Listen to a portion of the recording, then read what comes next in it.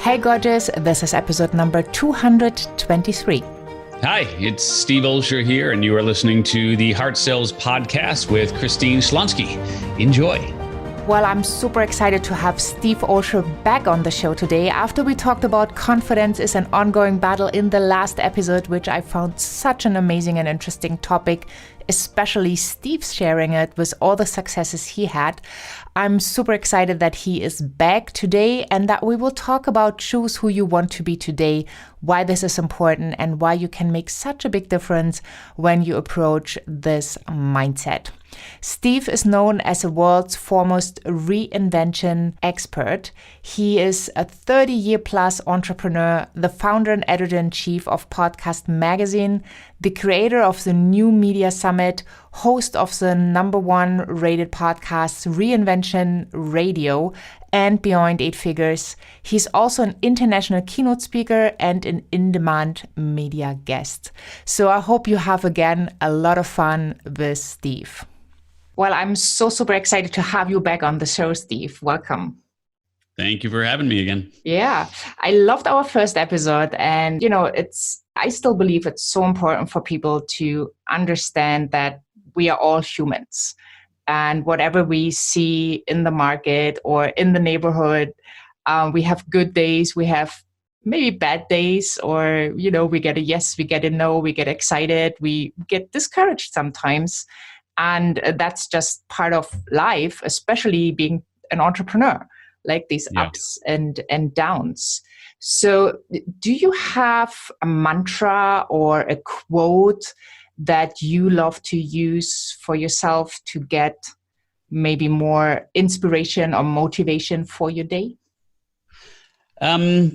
Yeah, and there's one on my arm, which I won't pull up my sleeve all the way, but it says "Let love rule," which is an homage to Lenny Kravitz and my love for his music, but also just in terms of a gentle reminder of how to try to approach life and personal relationships and business and family, et cetera, right? So that's certainly one. Another one that I've been leaning on just more recently, something that just came to me, and I'm sure there are different iterations of this, but for whatever reason, the download that I got on it was I am whatever today is, and that really helps me as someone who historically can look at all the fun things that other people are supposedly doing and all the other things that are going on in the world of, just all of these folks that you see out there doing whatever they're doing. And, just knowing that whatever I choose for today to be is really who I am. I mean, I'm not going to be anybody tomorrow. I'm not going to can't change anything that happened yesterday. So my life is really a reflection of today. And, it's a little bit of the power of now and all that fun stuff. But to me, this is deeper for me. It just enables me to more embody and be aware of really the quality of my day reflects the life that I've created, and it doesn't take mansions and helicopters and all that fun stuff, if that's what you deem to be fun, to really have a special place here, not only of course with yourself but with those who are around you. Yeah, I love that. And, letting love rule, like that is a perfect lead into the question, what does heart sells mean for you? Yeah, look, I think that we've come to a point where there's so many options out there in terms of people who can deliver, whether it's a product or a program or a service. There's no shortage of people who are able to fulfill a specific need. So ultimately, when you have people equal, and again, you don't know until you go through it, but on the surface, if it looks like you have equal choices, equal options to accomplish the same goal or same objective, then the question becomes, what decision do you make? And so for me, the whole notion and concept around hard selling is just about making the choice that allows you to connect on the deepest possible level with whomever it is that you're looking to learn from or buy from. And so it also works the other way around, which is from a selling standpoint, that if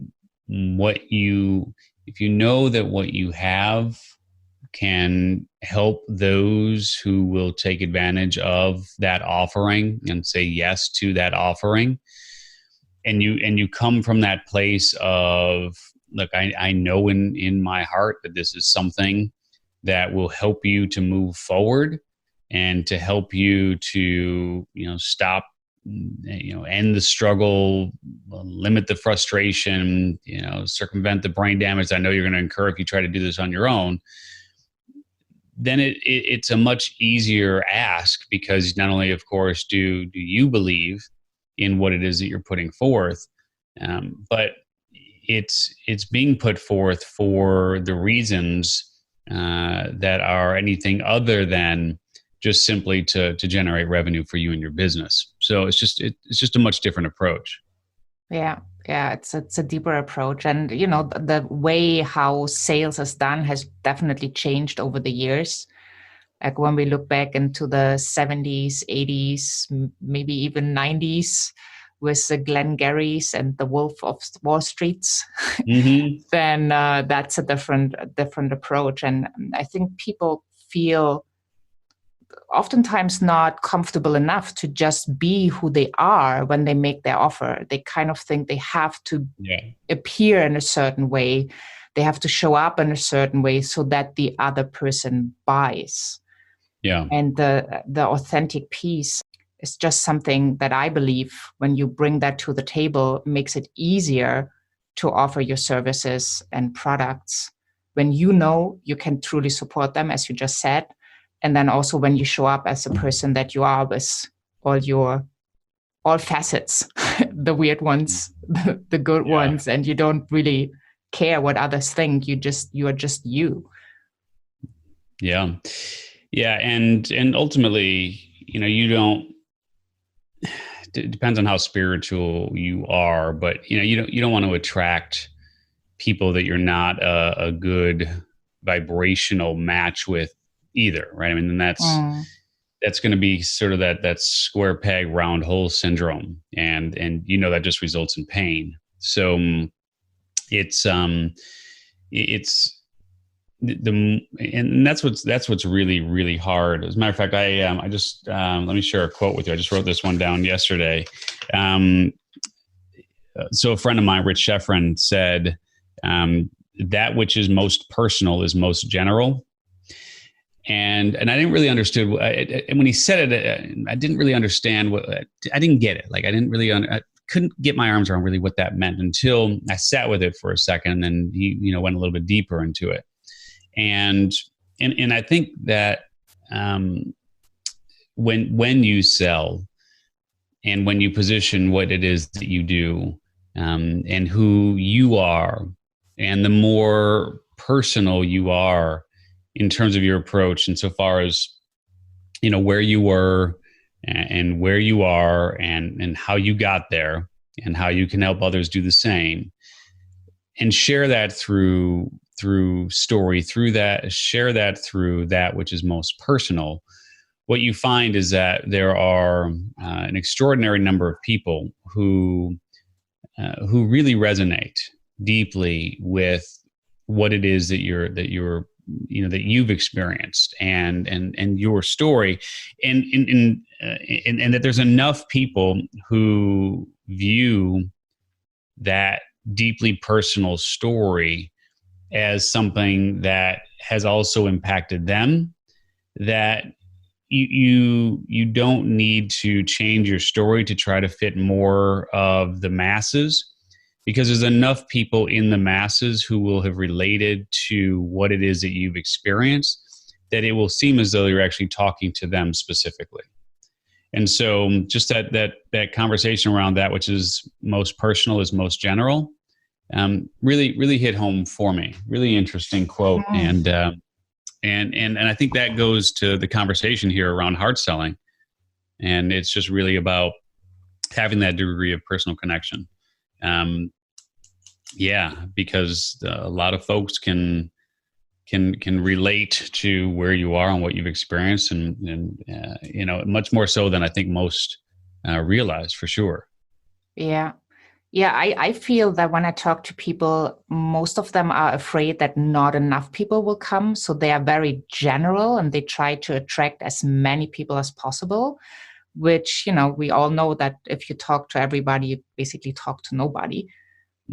And so when you do your marketing and your selling, do you make sure that, it is this authentic Steve, like with everything you can bring to the table to share, so people connect in an easier way?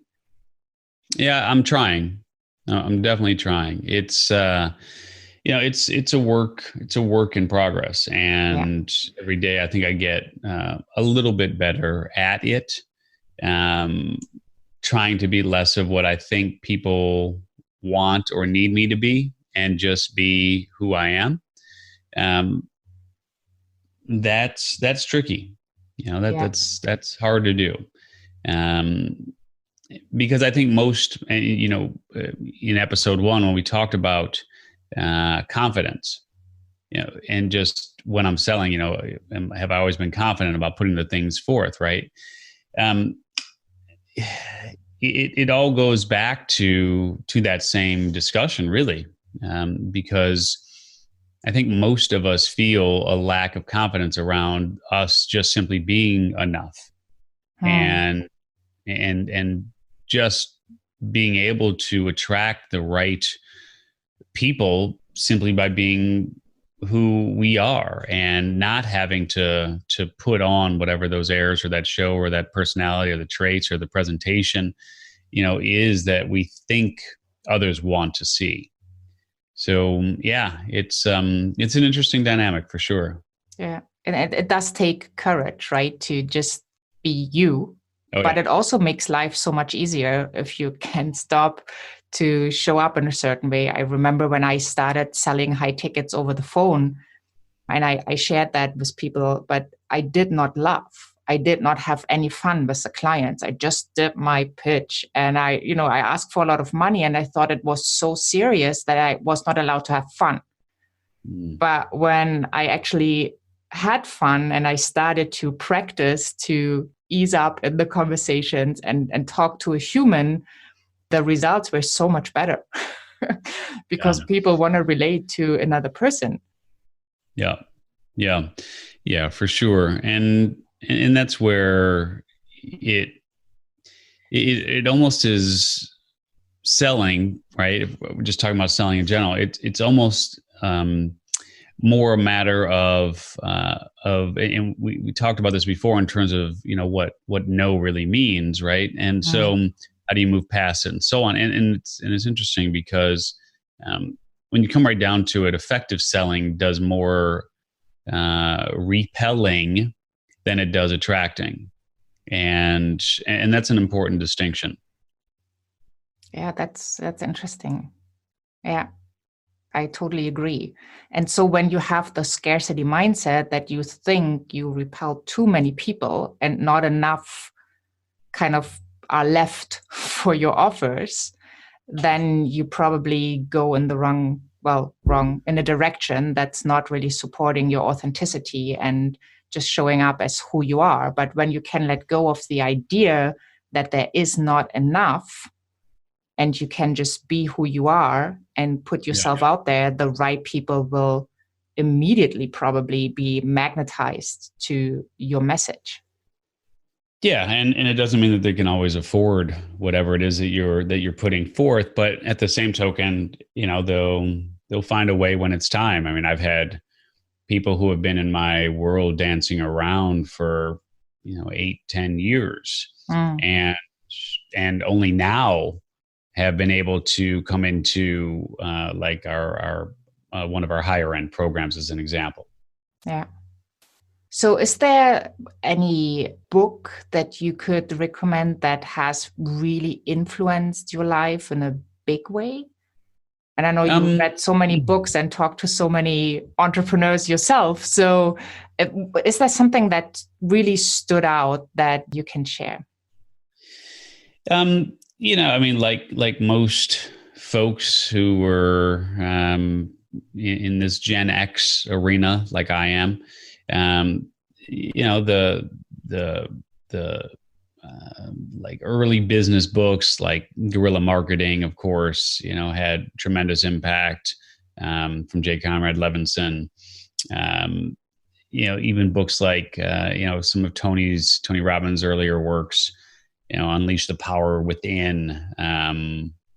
I believe was one of the first books that I read from Tony. Even thumbing through like Dianetics and just crazy thinking and Think and Grow Rich, of course, and Rich Dad Poor Dad, and the 7 Habits of Highly Effective People. Right? I mean, you just start running through all of the books that were so popular back in the 80s and 90s, and those were some formative years from a business perspective, for sure. But it's hard to beat just the kind of the standards, if you will, whether it's How to Win Friends and Influence People or Think and Grow Rich, et cetera.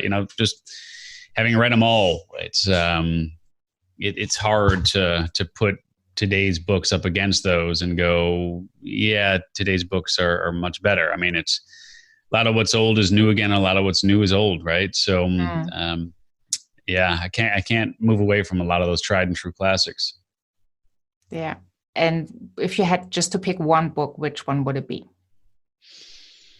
I think Guerrilla Marketing. If you're in business and you haven't read Guerrilla Marketing, it really goes to show you that there are a million different ways to put your business on the radar of your most ideal prospects that don't cost you an arm and a leg. And much of what Jay taught is still very much applicable today, believe it or not, almost 30 years later. Cool. So, I mean, you are a super successful podcaster and you are on a podcast. So how do you think podcasting has influenced your business? And do you think people should be going into podcasting, or is this like something that there are already too many podcasts that people will not be discovered whatsoever? Yeah, I mean, look, discoverability is really hard. I'm not going to lie. And the numbers are pretty staggering. There's about 5,000 new podcasts being launched every single week right now. So, the numbers are pretty incredible. That being said, there's still a small fraction of the number of websites and blogs and so on. I mean, you got billions of websites and blogs, and you've got we'll cross 1 million podcasts here probably by around June, somewhere right in there. So it's hard to tell folks not to do it. Certainly what we teach, what we preach, is to get into the game sooner rather than later. I mean, I've been hosting the New Media Summit, live event, for almost 3 years now. And I think when we first started, there were about 450,000 podcasts.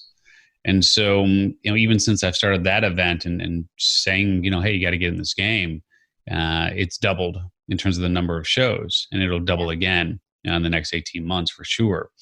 So it's something that you have to do today. I mean, you have to meet people where they are. And the fact of the matter is that audio is a medium that will continue to expand. And then as autonomous cars hit the road where you're not having to deal with driving and you'll just get in the car, it'll take you from point A to point B.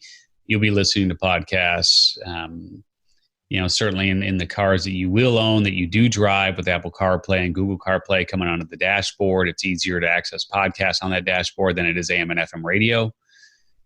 Yeah, I mean, there's so many reasons to get into the game, and not the least of which is the more niche that you get, the easier it will be for you to attract your most ideal clients. And, even if there's only a small handful of downloads per episode, I mean, let's say you get 50 downloads per episode, that's still 50 people who are raising their hand to say, I want to hear what it is that you're saying. So the more niche specific you are, the more likely it is to be able to convert those listeners into prospects, and then to have conversations with those prospects, and then to be able to, convert those conversations and prospects into customers. It works for me. It works for my clients. It works for my peers. It'll work for you too, for sure. Yeah. And so how long should people kind of plan to do a podcast? Because I've seen people are getting so excited, they start a podcast, and then a couple months in, they kind of throw the towel because it's so much more work than they thought they had to put in. Yeah, I mean, if you can't commit to putting out at least one episode a week, don't do it. And it doesn't have to be a crazy long episode. I mean, you can you can do it from your car, right? I mean, you can record it from your car and get that episode uploaded. I mean, there's no a podcast should be as long as a podcast needs to be, and as long as you're adding value, as long as your clients, your listeners find value in your message, just keep delivering content for them. And it's just one of those easy to create content type platforms where you don't need your hair, you don't need your makeup, you don't need, any big to do. You literally just sit down and hit record. Yeah. And you don't even need a lot of production. I mean, you really, I think a lot of people get caught up in hearing some of these true crime podcasts, and these heavily produced shows. And, you got to understand, those people have $1 million plus budgets, right? I mean, there are people who are heavily investing in those shows. If you're, one of my favorite clients to talk about is Lucy Dumas, who has a show called The Profitable Photographer. And Lucy helps photographers make more money with their practice. That's it. So she talks about how to do it. Yeah. That's it. She does great. She does great. Love sharing that story because it's super simple, super easy. Yeah. And people can also find like simpler stories, not just the big names, in your brand new podcast magazine that you just launched in January, which is super, super exciting. And they can just go to podcastmagazine.com. That's simple. Yeah. Very simple. Subscribe and get amazing content and get inspired and motivated, right? Check out the scene, kind of figure out like what's working, what kind of podcasts are there, and then really find your niche. And don't worry too much about the big names and shows and the millions of downloads. Exactly. There are different business models where you can be super successful with your podcast when you attract the right people. Yeah, exactly. Yeah. Keep it super simple. Yeah. Any parting advice that you would love to share at the end of this episode? I mean, I would just simply say that, if you're one who has a mission and a message to share, just know that there are people out there who are literally praying for you to show up in their lives. I mean, they're needing your message, whatever your unique talents and gifts and abilities are. I mean, they're literally waiting for you to show up in their lives. And so, every day that goes by that you don't do whatever you can do to reach them, you're not only doing a huge disservice to them, but really to yourself as well, because when you have something that wants to come out, if you don't let that out, it's going to come out in other ways that typically aren't so pretty. So you might as well just stop stuffing that down and just let it out. And one of my favorite quotes from Dr. Seuss, he said, "Those who be who you are and say what you feel, because those who matter don't mind, and those who mind don't matter." Right? Yeah. So, just something to think about. Yeah, wonderful. Well, thank you so much for the wisdom you shared today and for being on Hard Sales Podcast. You're welcome. Thanks for having me on. Well, I'm still blown away with all Steve has shared, and I really, really enjoy being inspired. I hope you are inspired as well. I hope you are going for your dreams, and I really hope you find a way to choose what you want today, because today in the now is where you will make all the difference for your life, for your business, for your clients. So I hope you had a lot of fun. Hop on over to christineschlonski.com, find the podcast tab for the show notes of this episode and all the other episodes on Hard Sales Podcast. I'm going to share all the resources, the transcripts, as well as the links to Steve in the show notes. So everything for you is just one click away. And once you're over at christineschlonski.com, make sure you sign up for the empowerment notes. You get empowerment right into your inbox. Amazing content I usually do not share on social media. And once in a while, I will make you an invitation to either join an amazing training or webinar, or a guest speaker that I share on social media or on my YouTube channel, or I just have something special for you. So make sure you sign up for the empowerment note. It's going to be a lot of fun. And I'm quite sure you will have a really good time joining my amazing tribe of thousands of hard sellers. Thank you so much. Have a wonderful day wherever you are in this beautiful world. And I'm saying bye for now.